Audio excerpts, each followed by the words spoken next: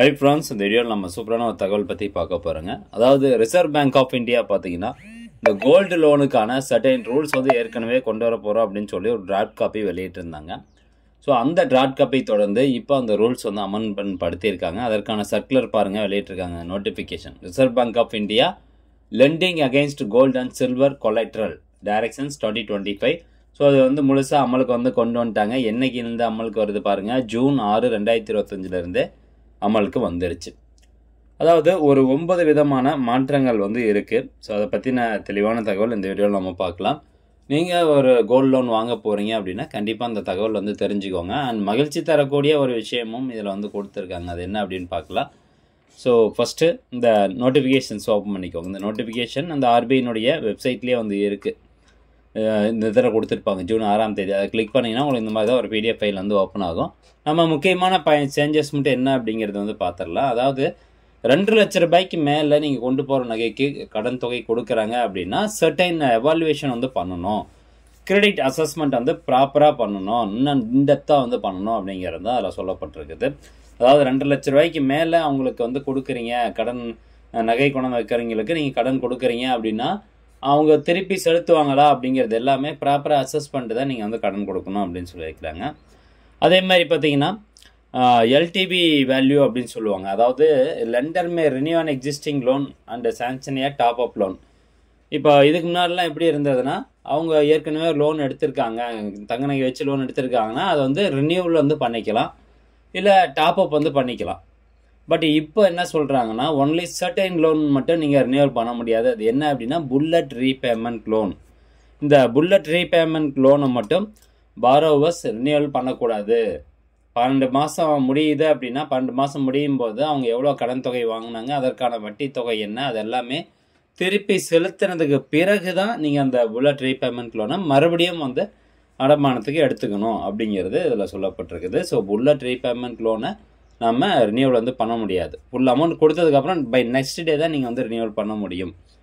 Okay, next வந்து பாருங்கள், restrictions and சீலிங்ஸ்லாம் வந்து கொடுத்துருக்காங்க. அதாவது இந்த lenders shall not grant any advance or loan against primary gold. இப்போது ஒரு மியூச்சுவல் ஃபண்ட் ஒரு ETF இருக்குதுன்னு வச்சுக்கோங்களேன். ஷேர் மார்க்கெட்டில் நீங்கள் ஒரு கோல்டு பாண்டு வாங்கியிருக்கீங்க அப்படின்னா அதை வச்சுக்கிட்டு இந்த பாலிசியின் அடிப்படையில் பிரைமரி கோல்டுக்கு வந்து லோன் தரக்கூடாது அப்படின்னு சொல்கிறாங்க. லெண்டர்னால் யார்? லோன் கொடுக்குறவங்க. இதில் 2 விஷயம் நீங்கள் பார்க்கணும் இந்த நோட்டிஃபிகேஷன் படிக்கும்போது. லெண்டர் அப்படின்னா பேங்க் தரப்புலேருந்து லோன் கொடுக்குறாங்க, அல்லது ஒரு நான் பேங்கிங் ஃபினான்ஸ் வந்து கடன் கொடுக்குறாங்க அப்படின்னா அவங்க தான் வந்து லெண்டர்ஸ்.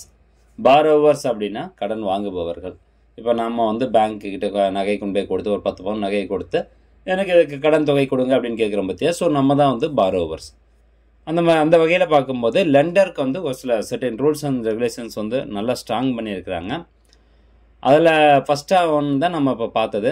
இன்கேஸ் வந்து பாரோவர்ஸ் கொண்டு வரக்கூடிய அந்த நகை மேலே டவுட் இருக்குது அப்படின்னா அதை நீங்கள் தொடர்ந்து ரினியூவல் வந்து பண்ணக்கூடாது அப்படின்னு சொல்லப்படுது. ஒரு வருஷம் முடிஞ்ச உடனே டக்குன்னு க்ளோஸ் பண்ணி விட்டுருணும். அந்த டவுட் உங்களுக்கு கிளியர் ஆனதுக்கு அப்புறம் தான், அந்த ஓனர்ஷிப்கான டவுட் கிளியர் ஆனதுக்கு அப்புறம் தான் அந்த நகையை வச்சு நீங்கள் மறுபடியும் லோன் கொடுக்கணும் அப்படிங்கிறத சொல்லப்படுது. அடுத்ததாக முக்கியமாக அங்கே கொடுத்துருக்காங்க டென்யூர் ஆஃப் கன்சப்ஷன் லோன்ஸ். அதாவது இந்த புல்லட் ரீபேமெண்ட்ஸ் லோனுடைய டென்யூர் 12 மாதம் தான். 12 மாதத்துக்கு அப்புறம் எக்ஸ்டெண்ட் ஆகக்கூடாது அப்படின்னு சொல்கிறாங்க. ஸோ புல்லட் ரீபேமெண்ட் லோன்ஸ்னால் அப்படிங்கிறது எல்லாமே தெரிஞ்சிருக்கும் உங்களுக்கு. பட் இருந்தாலும் சொல்கிறேன், நீங்கள் கடன் வாங்கினதுக்கப்புறம் 12 மாதம் கழித்து அந்த கடன் தொகையை திருப்பி செலுத்தணும், வித் இன்ட்ரெஸ்ட்டோடு திருப்பி செலுத்தணும். ஸோ அதுதான் வந்து புல்லட் ரீபேமெண்ட் லோன். நார்மலாக மாதம் வந்து அந்த கடன் தொகை ப்ளஸ் இன்ட்ரெஸ்ட் எல்லாமே கொடுக்கறதுக்கு பேர் வந்து EMI அப்படின்னு சொல்லுவாங்க. ஸோ அந்த மாதிரி லோன் எடுக்கிறவங்களுக்கு 12 மாதம் வந்து கிடையாது, அதோட எக்ஸ்ட்ரா கூட நீங்கள் வச்சுக்கலாம் அப்படிங்கிறது தான். நெக்ஸ்ட்டு எவ்வளோ கிராம் கோல்டுக்கு வந்து அவங்க கடன் தொகை கொடுக்கலாம் மேக்ஸிமம் அப்படின்னு பார்த்தீங்கன்னா, பேங்க் தரப்புலேருந்து மேக்ஸிமம் 1 கிலோ கோல்டாக இருந்ததுன்னா 1 கிலோவுக்கு வந்து கடன் கொடுக்கலாம். அல்ல இப்போ சில்வராக இருக்கும் பட்சத்தில் 10 கிலோ வரைக்கும் கடன் கொடுக்கலாம் அப்படின்னு சொல்கிறாங்க. இன்கேஸ் நீங்கள் காயினை கொண்டு போய் பேங்க்கில் அடமானம் வச்சு கடன் தொகை வாங்கணும்னு நினச்சிங்கன்னா ஒரு நபர் அதிகபட்சம் 50 கிராம் வச்சு கடன் வாங்கலாம். அதே சில்வர் காயினாக இருந்தது அப்படின்னா 500 கிராம் அதிகபட்சம் வச்சு கடன் வாங்கிக்கலாம். வேல்யூவேஷன் பண்ணணும் அப்படின்னு சொல்கிறாங்க. ஸோ வேல்யூவேஷன் வந்து ஏற்கனவே நம்ம பார்த்தது தான். 30 டேஸ்க்குள்ளார வேல்யூவேஷன் வந்து பண்ணிடணும். முக்கியமாக நம்ம இந்த வீடியோ மெயின்டைன் பண்ண காரணமே இந்த லோன் டு வேல்யூ ரேஷியோ வந்து அதிகப்படுத்தியிருக்காங்க அப்படின்னு சொல்கிறதுக்கு தான். அதாவது இதில் மொத்தம் 3 கேட்டகரியாக வந்து பிரிச்சிருக்கிறாங்க. எல்டிவி அப்படின்னா லோன் டு வேல்யூ அப்படின்னு சொல்லுவோம். லோன் டு வேல்யூ அப்படிங்கிறது என்னங்க அப்படின்னுங்கிறத நான் சொல்லிடுறேன். இன்றைக்கி 1 கிராம் கோல்டு ஒரு 10,000 ரூபாய் இருக்குன்னு வச்சுக்கலாம். நீங்கள் 10 கிராம் கொண்டு போய் பேங்க்கில் அடமானம் வைக்கிறதுக்காக கொண்டு போகிறீங்க. அப்போ 10 கிராம்னுடைய வேல்யூ எவ்வளவு? 1 லட்ச ரூபாய். அப்போ இந்த 1 லட்ச ரூபாய் அப்படியே நம்மளுக்கு கடன் தொகையாக தரமாட்டாங்க. அப்போ என்ன பண்ணுவாங்கன்னா, கடைசி 30 நாள் அந்த தங்கத்தினுடைய விலை 1 கிராமுக்கு எவ்வளோ இருந்தது அப்படிங்கிறத average value of the amount வந்து எடுப்பாங்க.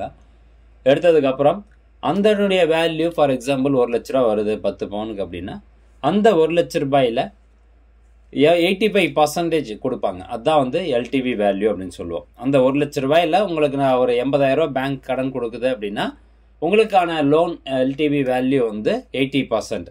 ஸோ இப்படி தான் மெயின்டைன் பண்ணுறாங்க. ஸோ அந்த வகையில் மொத்தம் 3 கேட்டகரி இருக்குது. ஸோ இப்போ நீங்கள் 2 லட்ச ரூபாய்க்குள்ள கடன் தொகை வாங்க போகிறீங்க அப்படின்னா, நீங்கள் எத்தனை கிராம் கோல்டு கொண்டு போகிறீங்களோ அந்த கோல்டு வேல்யூவில் 85% உங்களுக்கு கடன் தொகை கொடுக்கணும் அப்படிங்கிறது தான்.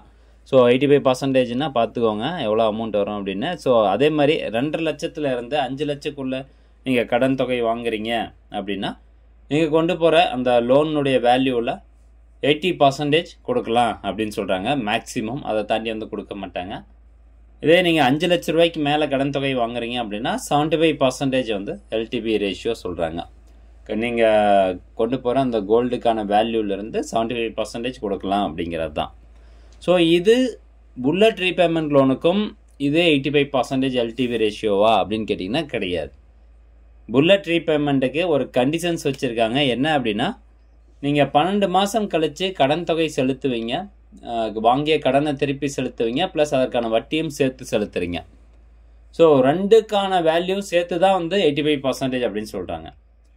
இப்போ உதாரணத்துக்கு நான் சொல்லிடுறேன். இப்போ 2 லட்ச ரூபாய்க்குள்ளே நீங்கள் ஒரு கடன் வாங்குறீங்க, கோல்டு வேல்யூவில் 85% வந்து தர மாட்டாங்க, 75% தான். ப்ளஸ் ஒரு 10% இன்ட்ரெஸ்ட் ஆட் பண்ணால் உங்களுக்கு எவ்வளோ வருது? LTV ratio 85.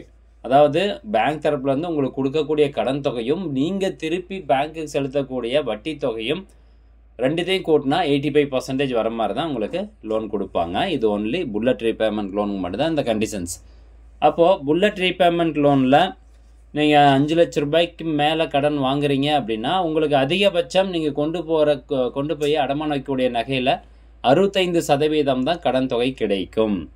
மீதி 10% என்ன பண்ணுவாங்க? Interest amount. நான் ஒரு உதாரணத்தை சொல்கிறேன். இப்போ 65 + 10 மொத்தமாக 75% வந்துருச்சு எல்டிவி ரேஷியோ. ஸோ இப்படி தான் வந்து சொல்கிறாங்க. ஸோ மேக்ஸிமம் நிறைய நபர்கள் வாங்கக்கூடியது என்னென்னா புல்லட் ரீபேமெண்ட் லோன் தான். ஸோ புல்லட் ரீபேமெண்ட் லோனை பொறுத்த வரைக்கும் 5 லட்ச ரூபாய்க்கு மேலே நீங்கள் கடன் வாங்குறீங்க அப்படின்னா, கண்டிப்பாக உங்களுக்கு கைக்கு கிடைக்கக்கூடிய அந்த கடன் தொகை கம்மியாக தான் கிடைக்கும். ஒரு 10% கிட்ட குறையுது.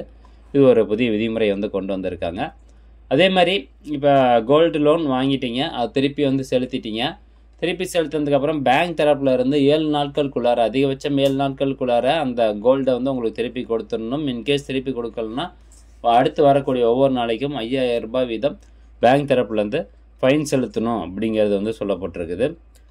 அதே மாதிரி ஆக்ஷன் ப்ரொசீஜர் எல்லாமே டிரான்ஸ்பரன்ஷனாக இருக்கணும். Unclaimed gold and silver collateral அப்படின்னா, இந்த இடத்துல பாருங்கள், இப்போது எல்லாம் அடமானம் வச்சுருப்பாங்க, எல்லாத்தையும் கரெக்டாக வந்து திருப்பி செலுத்தியிருப்பாங்க. திருப்பி செலுத்தினதுக்கப்புறம் அந்த கடன் வாங்கிய நபர்கள் மேபி வந்து மறந்துருக்கலாம், கோல்டு வந்து திருப்பி வாங்கிறதுக்கு மறந்துருக்கலாம், அல்லது பேங்க் தரப்பில் வந்து கொடுக்கறதுக்கோ மறந்துருக்கலாம். ஸோ அந்த மாதிரி இந்த 2 வருஷத்துக்கு மேலே அதே பேங்க்கில் வந்து வச்சுருக்காங்க அப்படின்னா, அதுதான் வந்து அன்கிளைம்டு கோல்டு அப்படின்னு சொல்கிறாங்க. ஸோ இது வந்து கஸ்டமர் சர்வீஸ் கமிட்டிக்கு அடிக்கடி இந்த ஃபீட்பேக் வந்து கொடுத்துட்டே இருக்கணும். எவ்வளோ அன்கிளைம்டு கோல்டு அண்ட் சில்வர் வந்து இருக்குது அதுங்கிறது கொடுத்துட்டே இருக்கணும். ப்ளஸ் பேங்க் தரப்பில் இருந்து அந்த பாரோவர்ஸ் அல்லது அந்த பாரோவர்ஸ்னுடைய லீகல் ஹேர்ஸ் வாரிசுதாரர்களை கான்டாக்ட் பண்ண முயற்சி பண்ணி அவங்கக்கிட்ட வந்து அந்த பணத்தை, அந்த கோல்டை திருப்பி கொடுத்துடணும் அப்படின்னு சொல்கிறாங்க. ஸோ ஃப்ரெண்ட்ஸ், இதுதான் வந்து புதிய விதிமுறை. நிறையா வந்து இருக்குது. இதனுடைய பிடிஎஃப் லிங்க் நான் டிஸ்கிரிப்ஷனில் அட்டாச் பண்ணிடுறேன். தேவைப்படுறவங்க கிளிக் பண்ணி பார்த்துக்கலாம். ஸோ கண்டிப்பாக இந்த தகவல் உங்களுக்கு பயனுள்ளதாக இருக்கும் அப்படின்னு நினைக்கிறேன். மீண்டும் அடுத்து ஒரு நல்ல பதிவில் சந்திக்கலாம். நன்றி, வணக்கம்.